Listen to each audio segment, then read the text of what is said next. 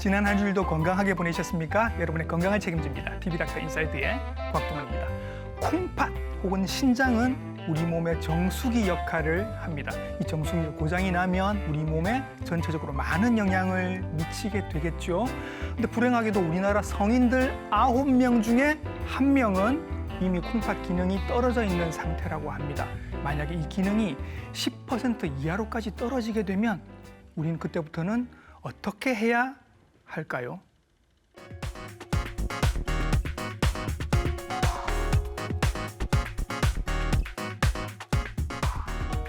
자, 이 상태가 되면 말기 신부전 혹은 말기 콩팥병이라고 부릅니다. 망가진 신장을 되돌릴 수는 없다고 하는데 그럼 이분들에게는 어떤 방법들이 남아 있을까요? 자세한 궁금증들을 오늘 해결해 보도록 하겠습니다. 친절의 오늘의 닥터 이분께 여쭤봅니다.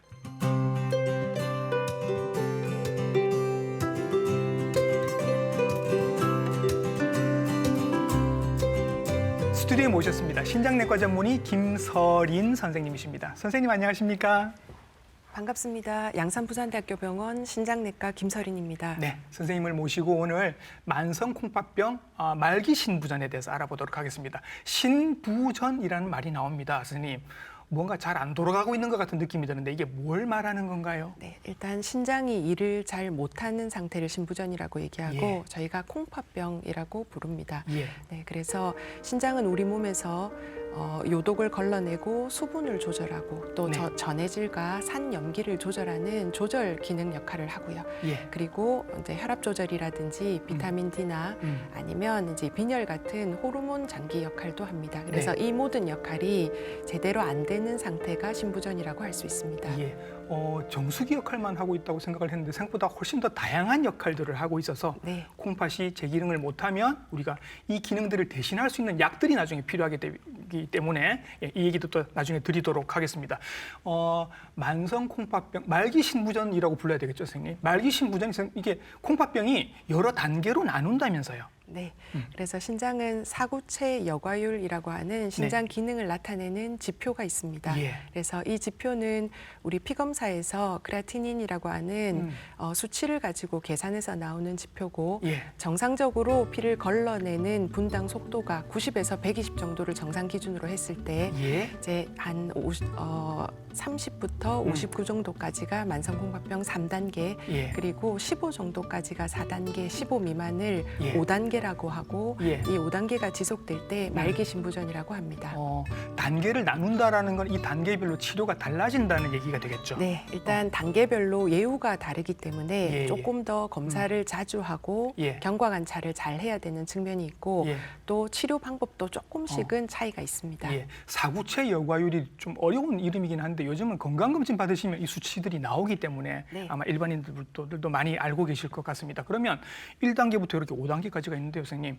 제가 컨디션이 좋으면 뭐 한 2단계 있다가 컨디션이 좀 나빠지면 3단계로 떨어지고 이렇게 되는 거예요? 네, 일단은 콩팥은 무증상 장기이기 때문에 네. 컨디션이나 증상으로 단계를 알기 어려운 부분이 있어서 예. 검사로 경과관찰이 좀 필요합니다. 예. 그리고 항상 같은 단계에 머문다기보다는 예. 이제 그 우리가 신장 기능을 나타내는 지표가 크레아티닌이라는 수치 자체가 근육에서 나오는 효소기 때문에 네. 이제 몸에서 항상 똑같지는 않고 예. 위아래로 약간 움직이기 때문에 사구체 여과율이 거기에 따라서 음. 조금씩 변동이 있을 수 있습니다. 예. 그래서 한 번, 두 번 검사하는 것보다는 네. 전체적인 경과 자체가 중요하다고 볼 수 있습니다. 그렇군요. 그러면 뭐 3단계에서 4단계 왔다 갔다 한다는 치더라도 5단계까지 떨어지신 분들, 이분들이 이제 말기 신부전이신 것 같은데 네, 맞습니다. 이분들이 어떻게 네. 관리를 잘하면 4단계로 다시 올라가기도 합니까? 네, 일단 이제 4, 5단계 정도에 머물 때는 수치가 조금 4단계 있기도 하고 5단계 있기도 하지만 네. 이제 신장병은 일반적으로 지속적이고 진행하는 병이기 때문에 네. 시간이 지나면 조금 더 진행을 해서 이제 예. 5단계로 점차 진행을 하게 되는 그런 상태라고 보시면 됩니다. 선생님께 오시는 환자분들은 본인이 이렇게 컨디션이 막 나빠지고 어디가 아프고 이렇게 알고 오세요? 어때요, 선생님? 네, 건강검진을 해서 혈액검사 이상, 소변검사 이상이 있을 때 제일 네. 많이 오시는 것 같고요. 미리 네. 그냥 네, 검사를 해서 증상이 오시는 없을 때 오시는군요. 예, 네. 그러거나 아니면 좀 갑작스럽게 증상이 생겼을 때는 사실 상태가 많이 안 좋고 신기능이 많이 떨어진 상태로 오시는 경우가 있습니다. 갑작스럽게 증상이 나타날 때는 컨디션이 많이 안 좋아진 경우다. 네. 그 어떤 증상들을 네, 보이세요? 일반적으로 요독이 쌓이면 예. 이제 피로하고 저희가 콩팥병이 진행되면 빈혈이 동반되기 때문에 숨이 차다든지 조금만 움직여도 매우 힘든 상태가 지속이 될 수 있고요. 또 예. 요독이 많이 쌓이게 되면 속이 안 좋거나 구토가 올라온다든지 식사를 좀 잘 못하는 그런 상황이 생길 수도 있습니다. 사구체 여과율도 요즘 건강검진에서 많이 보시겠지만 흔히 저희가 익히 보아오던 수치는 단백뇨, 혈뇨 이런 게 나도 모르게 이렇게 툭툭 튀어나오면 이거 어떻게 해야 될지 이제 좀 난감한 경우가 있습니다, 선생님. 이거 어떻게 하면 좋죠? 네. 일단 단백뇨 혈뇨가 발견됐을 때는 네. 이제 2차적으로 검사를 한 번 더 해보시는 게 필요합니다. 그래서 단백뇨나 혈뇨는 굉장히 중요한 신장이 안 좋아질 때 나타나는 소견이긴 하지만 네. 이게 지속적인지 일시적인지에 따라서 네. 조금 다릅니다. 그래서 일시적인 경우는 내가 발열이 있다거나 운동을 심하게 했다거나 또는 뭐 먹는 거에 따라서 순간적으로 나오는 경우고 이런 경우는 크게 의미가 없는 경우도 있고요. 네. 이제 지속적인 경우는 조금 더 정밀 검사를 해봐야 됩니다. 이제 혈뇨, 단백뇨가 조금 다른데 단백뇨는 이제 콩팥의 사구체라고 하는 자체의 문제가 좀 있을 때 생길 수 있는 거고요. 네. 이제 혈뇨가 생겼을 때는 조금 연세가 있는 경우에는 요로기계 종양이라든지 돌이라든지 이런 예. 것도 감별을 해야 되기 때문에 이제 각각에 맞춰서 2차 검진을 하고 네. 조금 더 정밀 검사를 받아보시는 것이 필요합니다. 자, 그래서 검사를 한번 받았는데 거기서 혈뇨나 단백뇨가 한 번 나오면 별 문제가 안 될 수 있다. 네. 그래서 이제 한 번 더 검사해 보시죠. 이런 얘기를 들으실 테고 네, 맞습니다. 계속 나온다면 그때부터는 조금 더 검사가 필요할 수 있겠다. 네, 맞습니다. 이렇게 정리를 하시면 될 것 같습니다. 자, 그러면 누가 어떤 분들에게 과연 만성 콩팥병이 생기느냐, 왜 생기느냐 이유를 한번 알아보죠. 네, 우리나라는 가장 흔한 원인은 당뇨와 고혈압입니다. 예. 그래서 혈당이 지속적으로 높으면 콩팥에 가는 혈류량, 피가 많아지고 예. 그러면서 신장의 작은 혈관들이 손상을 받게 됩니다. 예. 이제 그게 진행되게 되면 신손상이 진행하면서 네. 이제 만성 콩팥병, 말기신부전까지 도달하게 되고요. 음. 또 고혈압도 마찬가지로 혈관의 압력이 높기 때문에 예. 이제 신장은 피를 걸러내는 장기이기 때문에 그 안에 혈관들이 가득 있고 예. 역시 미세혈관 손상이 되면서 예. 신장이 망가지게 됩니다. 예. 그 외에도 사구체 신염이나 다낭 콩팥병과 같은 콩팥 자체의 문제도 있고요. 또 비뇨기계 질환이라든지 아니면 또 뭐 약초라든지 다른 뭐 진통소염제나 이런 부작용에 의해서 또 예. 신장이 안 좋아지게 되고 지속적으로 신기능이 떨어지는 경우도 있습니다. 지금 콩팥병 얘기를 하는데 왜 자꾸 혈관 하실 수 있는데 네. 그 사구체라고 하는 거 아주 기본적인 그 콩팥 안에 단위들이 아주 미세한 혈관들로 다 이루어지기 때문에 네. 혈관이 망가지면 결국 콩팥이 망가지는 거고 네, 그럼 맞습니다. 혈관이 망가지는 병이 뭘까를 생각해 보면 당뇨나 고혈압. 네, 맞습니다. 이걸 오래 하신 분들이 이제 나중에 콩팥에 문제가 생길 수 있다라는 말씀을 하시는 것 같습니다. 말씀하신 중에 낯설은 이름이 하나 나옵니다. 다낭선 네, 콩팥? 다낭 콩팥병이라고 이건 부릅니다. 뭐예요, 선생님? 네, 일단은 유전 질환의 하나고요. 예. 투석 원인으로 봤을 때 네 번째 원인에 해당하는 이제 질환입니다. 예. 그래서 일반적으로 부모님 두 분 중에 한 분이 유전자 이상이 있을 때 예. 콩팥에 물혹이 많이 생기고 점점 신장이 커지면서 신장 기능이 떨어지는 조금 특별한 병입니다. 그래요? 제가 선생님 그런 얘기도 들었습니다. 콩팥 기능은 나이를 먹으면 어차피 조금씩 정상적으로 약해진다. 맞나요? 네, 맞습니다. 30대가 지나면서 음. 이제 저희가 사구체 여과율이라고 하는 게 매년 평균 1 정도가 좀 떨어지는 경향을 보이고 있습니다. 예. 그래서 나이가 들었을 때 저절로 신기능이 좀 떨어지는 경향성이 있습니다. 예. 네, 그런 경우에는 이제 신기능이 많이 떨어지지 않고 단백뇨가 없는 경우에는 예. 이제 그걸 자체를 너무 걱정하실 필요는 없습니다. 어차피 떨어지긴 떨어지는데 네. 그 상태에서 당뇨나 고혈압이 이렇게 엎어져 버리면 굉장히 이제 네. 나빠지는 속도가 빨라질 수 있다. 네, 이제 생리적인 기능 저하가 아니라 예. 비정상적인 기능 저하가 생기는 것 그렇죠. 같습니다. 그래서 이제 답이 나옵니다. 고혈압이나 당뇨 있으신 분들이 왜 그렇게 약을 부지런히 드셔야 되는지가 여기서 이제 이해가 되는 겁니다. 네. 콩팥을 보호하기 위해서라도 약을 열심히 드셔야 되는 거죠. 그래서 말기 콩팥병, 말기 신부정하면 보통 떠오르시는 게 투석, 그다음에 신장 이식. 네. 결국 그쪽으로 이제 가야 되는 건가요? 네, 그래서 콩팥이 양쪽에 두 개가 있지만 네. 둘 다 같이 안 좋아지는 경우가 대부분이기 아이고, 때문에 예. 네, 신장 기능이 떨어지면 신장을 대신해 줄 수 있는 무언가가 네. 없으면 사람이 살아가기 어렵습니다. 예. 그래서 그 대신해 줄 수 있는 치료를 신대체요법이라고 하고 네. 이제 봉박투석, 혈액투석 그리고 신장 이식이 대표적인 신대체 치료가 되겠습니다. 그 신장 이식은 선생님이 지금 근무하시는 병원에서도 수술이 이루어지고 있죠. 네, 활발하게 이루어지고 있습니다. 그래서 살짝 한번 여쭤봅니다, 선생님. 요즘도 신장 이식 받으시는 분들은 대기줄이 굉장히 길고 오래 기다리셔야 하나요? 네, 우리나라는 네. 고령화가 진행되고 있어서 당뇨와 고혈압 같은 기저질환들이 늘어나고 있어서 예. 이제 말기 콩팥병 환자가 굉장히 많습니다. 반면에 이제 뇌사자 기증 할 수 있는 예. 이제 기증자는 제한되어 있기 때문에 예. 사실은 대기줄이 굉장히 길다고 보시면 되겠습니다. 네. 네, 그렇지만 이제 가족 간의 생체 기증자 이식도 굉장히 활발하게 이루어지고 그건 있고요. 조금 빨리 네, 가능하겠네요. 그거는 예. 이제 검사가 진행해서 문제만 음. 없으면 네. 언제든지 가능한 상태입니다. 예. 그래서 그런 경우는 투석까지 진행을 하기 전에도 네. 말기 콩팥병의 경우에는 신장 이식을 진행을 할 수가 있고요. 예. 이제 아니고 내가 내사자 장기를 받아야 되는 상황이라고 하면 투석을 시작을 하면 네. 명단에 내가 오르도록 신청을 할 수가 있고요. 예. 이제 보통은 혈액형이 맞는 경우에 한해서 나와 조직형이 크게 문제가 없는 경우에 예. 이제 대기를 통해서 장기를 받게 됩니다. 사실 대기 시간이 한 예. 7년 정도라서 굉장히 길다고 어. 보실 수 있습니다. 예. 네. 그러면 어떤 분은 신장 이식을 대기하시면서 신장 이식을 받을 때까지 투석을 받으시는 분들도 계실 것이고 네, 맞습니다. 어떤 분은 나는 이식은 그냥 포기하고 네. 아예 그냥 투석만 계속 받겠다 하시는 분들도 계실 테고. 네, 맞습니다. 그렇죠. 네. 그래서 이제 투석하면 공포감을 좀 갖고 계시는 분들이 많으신데 선생님은 그 환자분들을 늘 보고 계시잖아요. 네.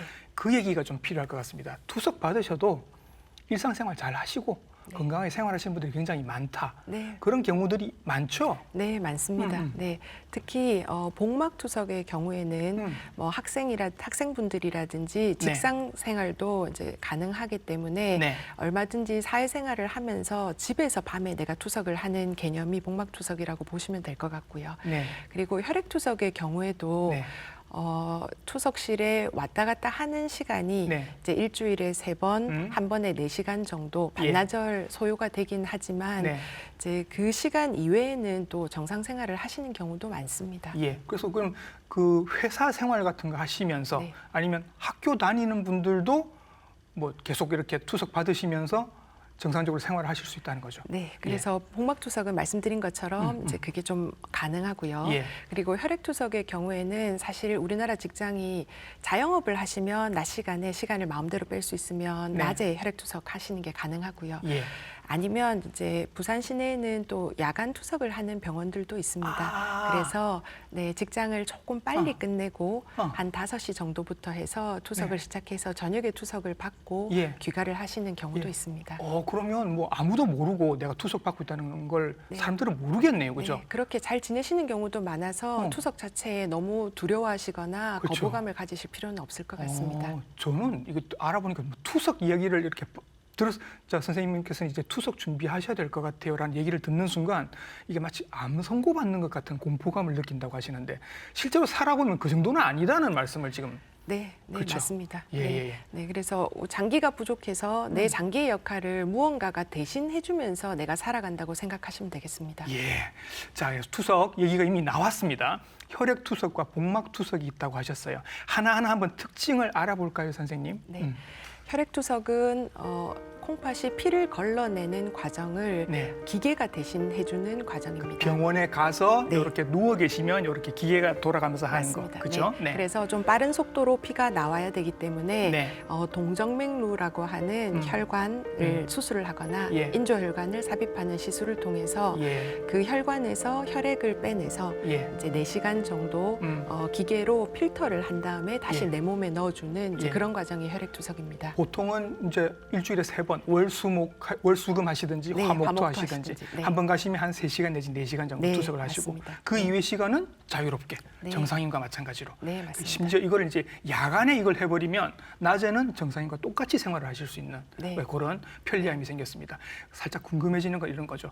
그럼 이런 기계가 좀 작게 이렇게 나와서 가정에서도 할 수 있으면 되게 좋을 텐데라는 기대를 한번 가져보는데 그런 기계는 없어요, 선생님? 네, 이제 꾸준히 개발이 계속되고 있지만 네. 아직까지는 이제 좀 상용화가 되어 있지는 않습니다. 예. 이제 그 이유가 우리가 피를 걸러낼 때 이제 깨끗하게 잘 걸러내기 위해서 반대 방향으로 굉장히 많은 투석액이라고 하는 게 지나가면서 나의 노폐물을 가져가게 되는데 예. 이제 그런 다량의 물을 예. 아직까지는 효율적으로 예. 작은 기계를 통해서 내가 하기는 좀 어렵기 때문에 예. 이제 아직까지는 투석실을 방문해서 하는 네. 방법을 사용을 하고 있습니다. 예, 내 혈관을 확보를 해서 큰 기계가 이제 콩팥 기능을 대신해주는 그게 이제 혈액 투석이 되는 겁니다. 네, 맞습니다. 복막 투석이라는 것도 있습니다, 선생님. 네. 복막 투석은 내 배 안에 관을 넣고요. 네, 복막이 이제 우리 배 안에 있는 거니까. 네, 맞습니다. 그래서 기계가 대신 해주는 필터 역할을 내 배에 막이 해주는 거라고 생각하시면 되겠습니다. 예, 예. 그래서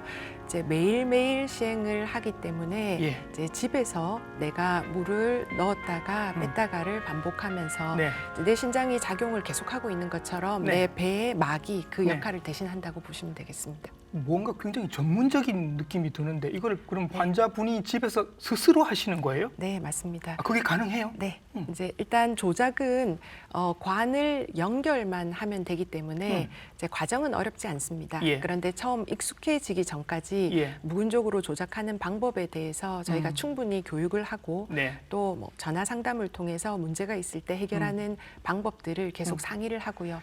또 요즘은 앱이라든지 또는 뭐 온라인을 통해서 이제 좀 바로바로 연결을 할 수 있는 이제 그런 방법도 있습니다. 집에서 본인이 직접 한다고 하니까 굉장히 편해 보이기는 한데요. 네. 그럼 이건 매일 하시는 거? 네, 맞습니다. 예. 네.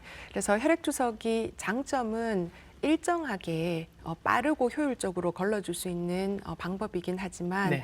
혈액투석은 신장이 24시간, 48시간 계속 일하던 거를 네. 압축적으로 4시간에 활동을 하기 때문에 네. 그렇게 하고 나면 남은 시간 동안은 우리가 피를 걸러낼 수 없는 그런 상황에 놓이게 되지만 그렇죠. 네, 복막투석은 상대적으로 지속적으로 투석을 예. 하기 때문에 이제 복막투석만의 또 장점이 있습니다. 예. 네. 그러니까 제 생각에 그냥 이렇게 주무실 때 내가 딱 연결하고 그냥 자고 일어나면 네. 투석 끝나 있는. 네. 그렇죠. 네, 그래서 이게, 네, 이제 요즘은 자동 복막 투석 기계를 투석기 회사에서 대체적으로 다 대여를 하기 때문에 네. 이제 그 기계를 가지고 와서 내가 침대 옆에 기계를 두고 연결을 통해서 물이 내 배 안에 자는 동안 예. 일반적으로 2시간 정도 간격을 두고 물이 들어갔다 나갔다가를 저절로 하면서 투석이 이루어지게 합니다. 그렇게 하고 낮에 물을 넣어놓는 경우도 있고 넣어놓지 않는 경우도 있고 해서 네, 일상생활, 직장생활이 가능하게 좀 더 쉽게 할 수 있는 방법이 되겠습니다. 제가 이렇게까지만 얘기를 들어보면 네. 복막 투석이 훨씬 좋아 보입니다. 편해 네. 보입니다. 네. 근데 한 90% 분들은 혈액 투석을 이미 받고 계신다고 하더라고요. 네. 이유가 복막 투석은 불편함이 있나 봐요. 각각의 투석에 장단점이 분명히 있습니다. 예. 그래서 의사가 결정을 하는 것도 아니고 또 환자분이 결정을 그 순간에 내 몸에 맞게 이제 의료진과 상의를 해서 진행을 해야 되는 부분이 있습니다. 예. 예를 들어서 복막투석 같은 경우는 배에 수술을 했다든지 예. 또 시력이 어두우시거나 눈이 좀 잘 안 보이시거나 예. 조작이 좀 어려운 경우에는 어르신들. 네, 조금 어려운 경우가 있습니다. 그러네요. 네. 그런 분들은 어쩔 수 없이 혈액 투석을 해야 된다. 네. 그래서 혈액 투석이 한 90%는 받고 계신 거고 네. 10%만. 네, 맞습니다. 또 네. 병원의 접근성이 굉장히 좋은 좋은 병원이 특징이 많으니까 있고요. 우리는 투석실도 많고. 네, 맞습니다. 네. 하고 또 연세가 많으신 분들이 많기 때문에 스스로 집에서 관리하는 것보다는 또 병원에 가셔가지고 누워 계시는 게 예. 편한 부분이 있습니다. 그렇죠. 그리고 병원에 오셔서 이제 검사도 그때그때 받으시고 지금 뭔가 잘못되고 있으면 병원에서 금방금방 체크를 해주시고 그게 좋아서 혈액투석을 받으실 수도 있겠다는 네, 생각이 맞습니다. 듭니다. 그러면 선생님이 이렇게 딱 나눠주실 때는 네. 지금 투석을 해야 될 상황이신데 이분은 혈액투석이 좋겠어요? 이분은 복막투석이 좋겠어요? 이렇게 나누시는 기준 같은 게 있나요? 네, 일단 이제 동반 질환을 좀 살펴봅니다. 예. 그래서 심장 기능이 많이 안 좋으신 경우에는 혈액투석은 빨리 피를 뺐다가 넣어주는 네. 이제 투석 방법이기 때문에 예. 복막투석에 옵션이 있다는 선택지가 있다는 것을 좀 말씀을 드리고요. 예. 또 젊은 분들, 학생분들, 사회생활을 적극적으로 하시는 분들은 병원에 이틀에 한 번 가는 것보다는 네. 한 달에 한 번 정도 병원에 갈 수 있는 복막투석에 대해서 조금 더 열심히 설명을 드립니다. 예. 그리고 이제 그 본인의 선호도 같은 것도 네, 맞습니다. 네, 그래서 자기 관리를 좀 더 중요하게 생각하고 또 병원보다는 이제 스스로 관리하기를 원하시는 분들도 많습니다. 관리를 예. 실제로 아주 잘하시기도 하고요. 예. 그런 경우는 복막투석을 좀 더 선호를 하시고요. 예. 네, 그리고 또 연세가 많으시고 병원에 오는 게 또 좀 시간이라든지 이런 데 제약이 없어서 편하신 경우는 혈액투석을 많이 시행을 합니다. 어쨌거나 혈액투석을 받으시건 복막투석을 받으시건 이게 조금 이렇게 스스로 관리가 좀 필요할 것 같은 느낌인데 연세 많으신 분들이 이제 만성 콩팥병이 많다고 하셨잖아요. 네. 이분들이 뭐 이미 뭐 암 같은 게 있으실 수도 있고 네. 치매가 이미 있으실 수도 있고 네. 이런 분들이 겹쳐져 있는 분들이 굉장히 많을 것 같은 거예요. 네, 맞습니다. 경우에 따라서는 투석을 안 하시는 분도 계십니까? 네, 그래서 그런 경우를 보존 콩팥 관리라고 부릅니다. 예. 네, 그래서 일반적 경우에 해당하진 않지만 저희가 투석을 한다고 해서 생존의 이득을 좀 높게 기대하기가 어려운 경우, 말씀하신 것처럼 네. 내가 암이라든지 치매 같은 진행성 질환을 가지고 있고 예. 또 치매 같은 경우는 심한 경우에는 혈액투석을 오셔서 이제 투석 바늘을 갑자기 뺀다든지 아이고. 가만히 못 누워 계신다든지 예. 그런 경우에는 네. 투석을 진행을 하지 않고 예. 환자분의 증상을 조절하고 또 삶의 질을 최우선적으로 생각하는 보존 콩팥 관리를 생각할 수 있습니다. 투석을 이렇게 쭉 이제 오랫동안 받으시면 어쨌거나 기능을 잘 못하던 콩팥을 기계가 대신해 주는 거니까 별 문제는 없을 것 같은데 의외로 이제 합병증 같은 게 세월이 이렇게 흐르면 나타난다면서요. 네, 맞습니다. 예. 그래서 기계는 혈액투석 같은 경우는 지속적으로 작용하지 않는 부분도 있고요. 예. 또 기계가 수분과 요독을 제거하긴 하지만 전체 요독을 제거하지는 못하고 원래 콩팥만큼은 못하다. 네, 맞습니다. 예. 네, 그리고 여러 가지 또 혈액동학적인 문제점들이라든지 이런 것 때문에 예. 가장 흔한 합병증, 중환 합병증은 심혈관계 문제가 되겠습니다. 심장이나 뭐 뇌혈관 이런 데 문제가 생기는 거예요. 네, 맞습니다. 투석을 받아도. 네, 맞습니다. 예. 네. 그리고 감염의 위험도가 면역력이 떨어지면서 또 증가하는 것도 그렇겠죠. 있습니다. 그렇죠. 네. 가장 가장 중요한 것은 심혈관계 합병증이 되겠습니다. 네. 그래서 갑자기 이제 돌연 심장사가 있다든지 네. 아니면 심근경색이나 심부전, 네. 뇌졸중 같은 합병증이 정상인에 비해서는 확실히 증가하게 되겠습니다. 네. 그래서 그런가요, 선생님? 그 투석 받으시는 분들이 약을 굉장히 많이 드십니다. 네, 맞습니다. 한 움큼씩 드시는 걸 제가 네. 봤거든요. 네. 그러니까 뭐 원래 좀 안 좋으신 분이기도 하지만 저렇게까지 약을 많이 드셔야 되나? 그 약들이 어떤 약들이에요, 선생님? 네. 일단 콩팥이 하는 중요한 역할 중에서 네. 혈압을 조절하는 역할을 하는데 예. 이제 심장 기능이 이제 망가지게 되면 혈압 관리가 조금 어려운 부분들이 있고 또 기저질환의 당뇨나 혈압을 가지고 있는 경우가 있기 때문에 네. 일단 당뇨 약이라든지 혈압약이 많은 수를 차지하게 되고요. 예. 또 잔여신 기능, 소변을 보는 기능이 조금 남아 있으면 이뇨제를 좀 드시게 됩니다. 소변을 더 잘 볼 수 있게. 네, 맞습니다. 예. 수분 배출을 조금 더 잘할 수 있게 예. 네, 이뇨제를 드시게 되고 신장이 하는 역할 중에서 우리가 조절하는 기능, 특히 인이라든지 칼륨이라든지 하는 기능들은 예. 투석만으로는 조금 부족한 부분들이 있기 때문에 네. 거기에 관해서 또 추가로 약을 좀 드시기도 합니다. 투석 받으시는 분들, 말기 신부전 있으신 분들은 음식 관리가 되게 중요하다고 얘기를 들었습니다. 그런 거죠. 네, 맞습니다. 예. 네, 일단 첫 번째는 수분 조절이 되겠습니다. 그래서 저희가 신장이 소변을 배출하는 물을 배출하는 기능이 떨어지다 보니까 예. 물을 섭취할 때 네. 물을 이제 과도하게 많이 먹으면 다음 투석할 때까지 체중이 너무 증가하게 되고 그렇겠죠. 그렇게 되면 투석도 어렵고 중간에 숨쉬기가 힘들다든지 붓는 여러 가지 합병증이 있을 수 있기 때문에 네. 일반적으로는 투석과 투석 간에 몸무게가 한 1.5kg에서 2kg를 안 넘도록 수분 제한을 좀 하셔야 됩니다. 얼마 드세요가 아니라 네. 체중에 따라서 맞춰야 된다. 네, 맞습니다. 그런데 일반적으로는 1리터 미만으로 저희가 드시도록 좀 하고요. 예. 이제 갈증이 날 때는 얼음을 입에 머금는다든지 네. 아니면 찬물로 입안을 좀 헹군다든지 이렇게 갈증을 해소하면서 수분을 조금 줄이는 노력을 합니다. 네. 고기 끊었다라는 분들이 계십니다. 네. 고기 끊어야 되는 거예요? 일단 단백 섭취는 오히려 콩팥병이 있어서 투석을 시작하기 전보다는 예. 투석을 하고 나면 단백을 적당량을 꼭 드셔야 되는 드셔야 부분이 되는 있습니다. 거네요. 네, 맞습니다. 예. 그래서 영양 불균형이 생기면 영양 실조로 갈 수 있고 근육이 소실될 수 있기 때문에 예. 열량과 단백질은 어느 정도는 꼭 드셔야 됩니다. 제일 중요한 게 선생님, 소금 성분, 나트륨 성분 조절하는 게 되게 중요하다. 네, 맞습니다. 네. 아예 안 먹는 게 좋다. 네.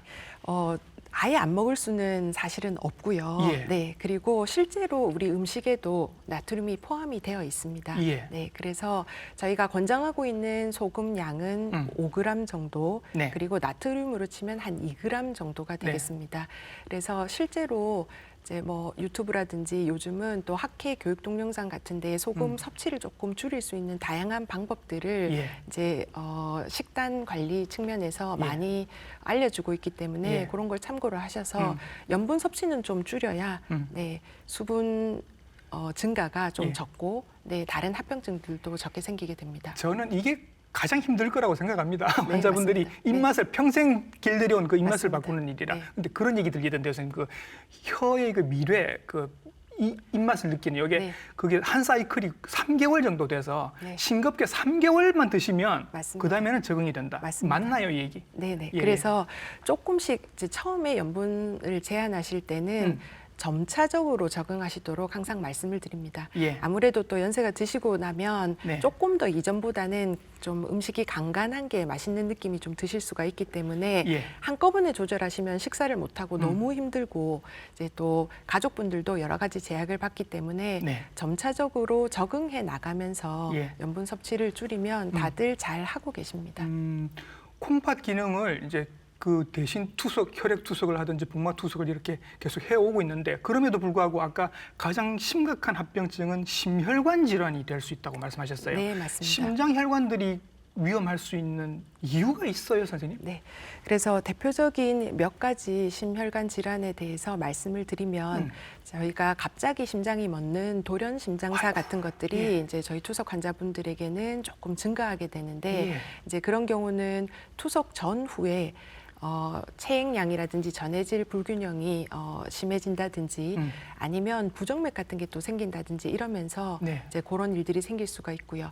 또 혈관의 석회화 네. 그리고 체액 증가 같은 것 때문에 심부전이 생길 수가 있습니다. 예. 네, 그리고 또 뭐 동맥경화성 변화 같은 것 때문에 예. 심근경색 같은 것들이 생길 수 있기 때문에 이제 그런 부분에 있어서 약제 복용을 잘하고 주기적으로 거기에 대한 평가를 시행을 할 수 있도록 하는 것이 중요합니다. 신장 이식을 아예 받으신 분들, 네. 제 생각에는 이제 신장 이식을 받으신 분들은 뭐 다 해결이 된 것 같거든요. 그냥 네. 올 깨끗하게 다 해결이 된 것 같은데 신장 이식을 받았음에도 불구하고 나중에 또 투석을 받으시는 분들도 계시다고 하더라고요. 네. 네. 그래서 들어온 콩팥은 영구히 사용하는 경우보다는 또 시간이 지나면 기능이 좀 떨어지는 경우가 있습니다. 예. 실제로 20년 이상 아주 잘 사용하시는 분들도 있지만 네. 10년 정도를 기준으로 해서 예. 콩팥 기능이 조금 떨어지는 경우가 있기 때문에 예. 그런 경우에는 투석을 이제 다시 시작을 하게 되는 경우가 있습니다. 그래서 투석을 받으시건 아니면 신장 이식을 새로- 받으시건 네. 계속 관리를 잘 하셔야 네, 된다는. 맞습니다. 이게 신장 이식이 해결책이 아니다. 네, 그렇지만 실제로 투석을 하시는 것보다는 나의 콩팥이 하는 일을 네. 다른 사람의 콩팥이 대부분을 대신 해주기 때문에 예. 예우의 측면에서라든지 생활하시는 거에서 훨씬 이득은 있습니다. 뭔가 말기신부전하면 이제 인생 끝난 것처럼 생각하실 수 있는데 선생님 옆에서 보시니까 안 그렇더라. 네. 대신 그러면 선생님께서는 말기신부전 환자를 굉장히 많이 보고 계시니까 옆에서 보시면 이분들이나 이분들 보호자분들은 뭘 가장 힘들어 하시는 것 같아요? 네. 사실 이제 투석 치료라든지 이런 신대체요법은 치료의 지속성이 중요합니다. 네. 그래서 꾸준히 약물 치료를 하시고 또 꾸준히 투석실을 방문하거나 아니면 집에서 복막 투석을 해야 되는 부분들이 실제로 환자분들이 어느 순간이 되면 좀 지치는 경우가 있는 것 그렇죠. 같습니다. 네. 그래서 이제 그런 경우에는 사실 주변에서의 지지, 가족분들의 또 따뜻한 지지와 예.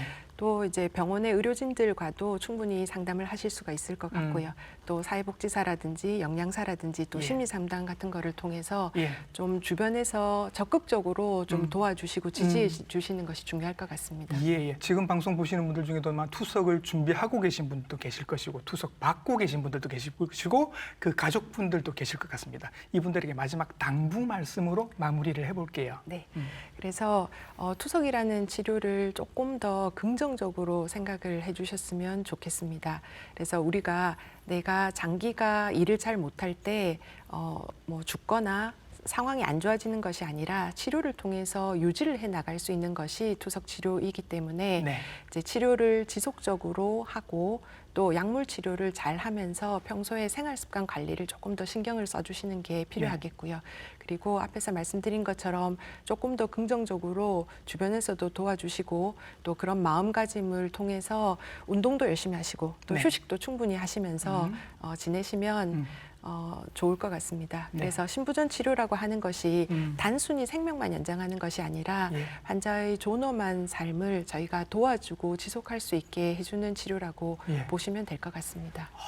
말기신부전에 대해서 이 선생님께 설명을 들었는데 뭔가 안심이 좀 되는 것 같은 느낌이 들어서 선생님을 모시길 잘했다라는 생각이 듭니다. 오늘 말기신부전, 말기콩팥병에 대해서 나오셔서 자세하게 친절하게 설명해 주셨습니다. 신장내과 전문의 김서린 선생님이셨습니다. 선생님 수고 많으셨습니다. 감사합니다. 네.